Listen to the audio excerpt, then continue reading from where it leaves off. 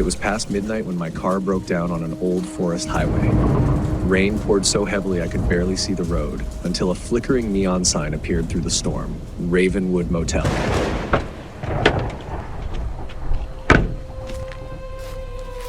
The place looked abandoned, but I had no choice. I walked in, dripping wet. The man at the counter looked pale and tired. His eyes never met mine. He handed me a key and said quietly, "Room 7, don't open the window after midnight." I tried to ask why, but he didn't answer, just turned away. The room smelled of damp wood and dust. I changed into dry clothes, lay down, and tried to sleep. But then I heard it, a whisper. Coming from the window. It wasn't the wind, it was calling my name.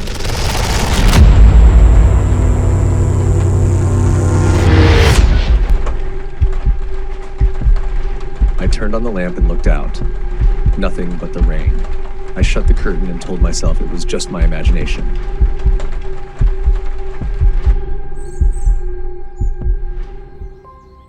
The next morning, I went down for coffee. The man from last night was gone, and a woman was cleaning near the lobby. I mentioned hearing whispers. She froze. "You heard her," she said. "The woman from room 7. She died here. Years ago. Don't stay another night." I forced a laugh, thinking it was just a ghost story. But unease crept in. That night, the storm came back, worse than before. I couldn't sleep. Then came the sound again. Tap, tap, tap on the window. I whispered to myself, "Don't open it." But curiosity took over. Slowly, I pulled the curtain aside. A woman stood outside, soaked, hair hanging over her face. She whispered through the glass, "Let me in." Her hand pressed against the window. Her eyes were black. I stumbled backward and the lamp flickered. The door handle began to turn on its own. I grabbed my phone. No signal. Then the door creaked open. No one was there. Only wet footprints leading to the bed. On the pillow, I saw a photograph. It was old and soaked with rainwater. It showed a man and a woman standing in front of Ravenwood Motel. The man in the picture was me. The woman was her. I dropped the photo, my heart racing. The lights flickered, and in the mirror, I saw her standing right behind me, smiling. Her reflection moved closer, but when I turned around, there was no one. The air turned freezing. My breath fogged the glass. Then I saw it, her hand slowly rising inside the mirror. A cold, wet hand gripped my shoulder. I froze.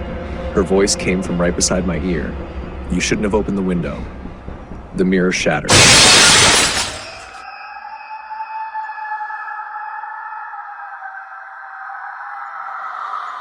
Something pulled me backward. I screamed, but it was like the sound was swallowed by the walls. The lights went out.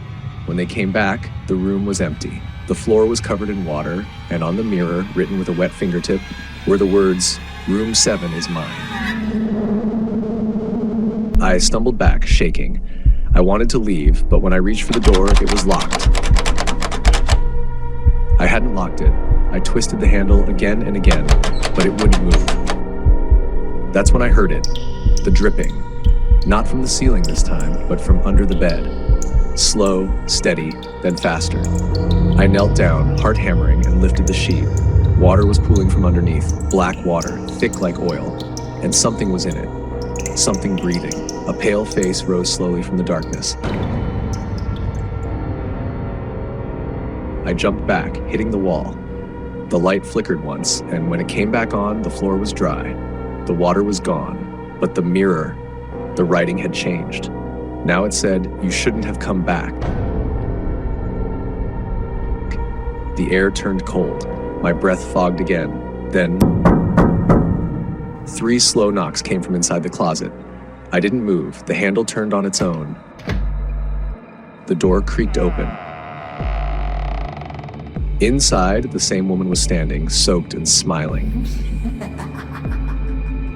Her neck was twisted to one side, water dripping from her hair. She stepped out, her feet leaving wet prints across the carpet. Every light in the room began to flicker violently. I backed into the corner, whispering, "Please, stop." She raised her hand and pointed at me. Her lips moved, but no sound came out, only a low, drowning gurgle. Then the sound of rushing water filled the room again. It poured from the walls, from the ceiling, from the cracks in the floor. Cold water rose around my legs, my chest. I could barely breathe. I screamed, but the water filled my mouth.